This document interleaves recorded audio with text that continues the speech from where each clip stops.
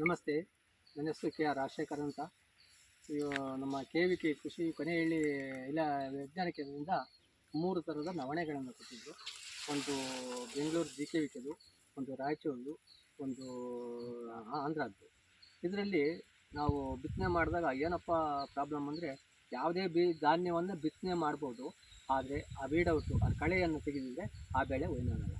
ಇದನ್ನು ನಮ್ಮ KVKರು ಸ್ವಲ್ಪ ತನಗೆ ತಿಳುವಳಿಕೆ ಕೊಟ್ಟಿದ್ದು, ಅದರ ಥರ ಮಾಡಿದ್ವಿ. ಬೆಳೆ ಎಲ್ಲಿ ಹೇಳಬೇಕು ಅಂದರೆ, ಫಸ್ಟು GKVKದು ಕಾಳು ಸ್ವಲ್ಪ ದೃಢವಾಗಿದೆ. ನೆಕ್ಸ್ಟು ಆಂಧ್ರದ್ದು ಚೆನ್ನಾಗಿದೆ. ರಾಯಚೂರದು ಸ್ವಲ್ಪ ಕಾಳು ಸೈಜ್ ಕಡಿಮೆ ಇದೆ.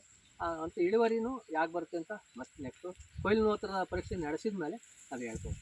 ಇಷ್ಟು ಹೇಳೋಕ್ಕೆ ನಮ್ಮ ಕೃಷಿ ವಿಜ್ಞಾನ ಕೇಂದ್ರ ಭಾಳ ಒಂದು ಸವಲತ್ತು ಕೊಟ್ಟು ಇಷ್ಟನ್ನೆಲ್ಲ ಡೆಮೋ ಮಾಡಲಿಕ್ಕೆ ಅಂತ ಇಷ್ಟೊಂದು ವ್ಯವಸ್ಥೆ ಮಾಡಿದ್ದು ನಮಗೆ ತುಂಬ ಅನುಕೂಲ ಆಯಿತು.